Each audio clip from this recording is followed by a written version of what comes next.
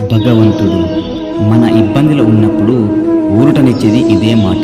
అందరూ గుడికి వెళ్తారు, భగవంతుడికి పూజలు కూడా చేస్తారు, స్తోత్రాలు పఠిస్తారు, దైవాన్ని కీర్తిస్తారు, అక్కడ ఉండే గంటను వాయిస్తారు, తమ ప్రార్థనలను గుర్తు చేస్తారు.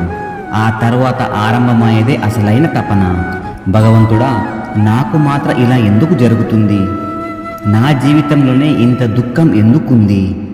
నేను వీటిని ఎలా ఎదురించగలను? నేను మాత్రమే ఇన్ని బాధల్ని ఎందుకు అనుభవించాల్సి వస్తుంది?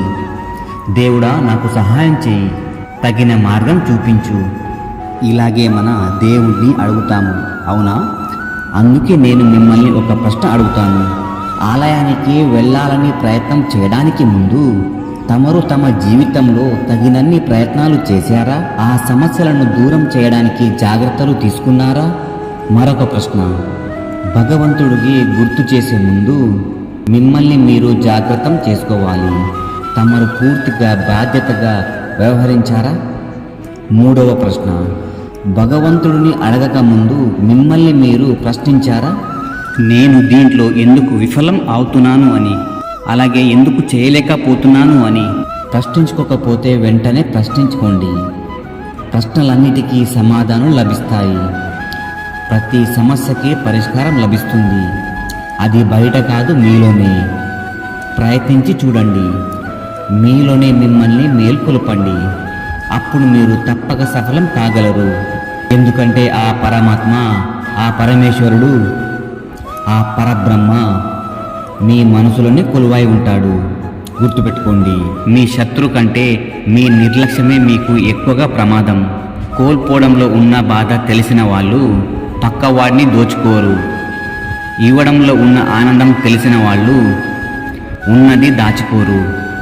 ఒకటి గుర్తుపెట్టుకోండి, ఈ సృష్టిలో చెవిటివాడు వినగలిగేది, గుడ్డివాడు చూడగలిగేది, మూగవాడు చెప్పగలిగేది మానవత్వం ఒకటే.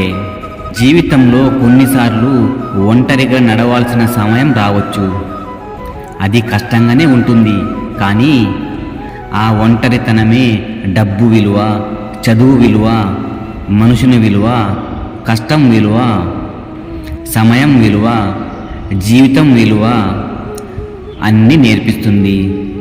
ఉపయోగించుకోవడం చేత కాకపోతే కొన్ని అవకాశాలు వచ్చినా వ్యర్థమే.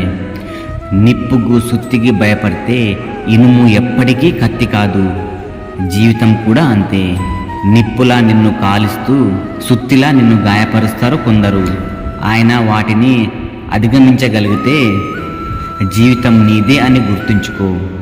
ఒకటి గుర్తుపెట్టుకోండి, మగవాళ్ళు ఒక రహస్యాన్ని ఒక చెవితో విని రెండో చెవితో వదిలేస్తారు, కానీ ఆడవాళ్ళు రెండో చెవితో విని నోటితో వదిలేస్తారు. మనిషి బలం నమ్మకమే, బలహీనత కూడా నమ్మకమే.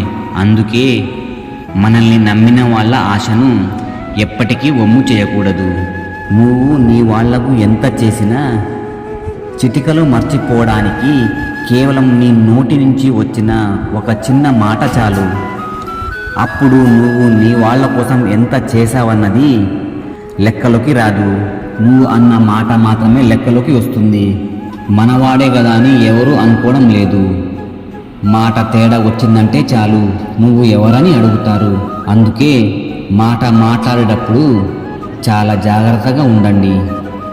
గౌరవం అంటే పదవిని చూసి లేచి నిలబడడం కాదు, వ్యక్తిత్వాన్ని చూసి తల వంచి నమస్కరించడం. ఒక ఆడది డబ్బు కోసం మగాడి దగ్గరికి వెళ్తే అది ఆమె అవసరం అవుతుంది. శృంగారం కోసం వెళ్తే అది ఆమె ఆనందం అవుతుంది. ప్రేమ కోసం వెళ్తే అది ఆమె కోరుకునే జీవితం అవుతుంది. కానీ ఒక ఆడది కన్నీళ్లతో ఒక మగాడి భుజం ఆసరగా సేద తీరాలని కోరుకుంటే ఆమె అతనికి బానిస అవుతుంది. కాబట్టి ఆడది ఒక అవకాశం ఇచ్చిందంటే జీవితాంత తోడుగా ఉండమని అర్థం చేసుకోండి. మనకు సులభంగా లభించేది మోసం, కష్టంగా లభించేది గౌరవం, అదృష్టం కొద్ది లభించేది స్నేహం, హృదయంతో లభించేది ప్రేమ. అందుకే మీరు హృదయపూర్వకంగా మీ ప్రేమని అందరికీ పంచడానికి ప్రయత్నించండి. ఇప్పుడు మీరు నాతో పాటు ప్రేమంగా ధ్యానించండి. రాధాకృష్ణ. దయచేసి నా ఛానల్ని సబ్స్క్రైబ్ చేయండి, అలాగే అందరికీ షేర్ చేయండి, అలాగే లైక్ చేయండి. Thank you for watching my video.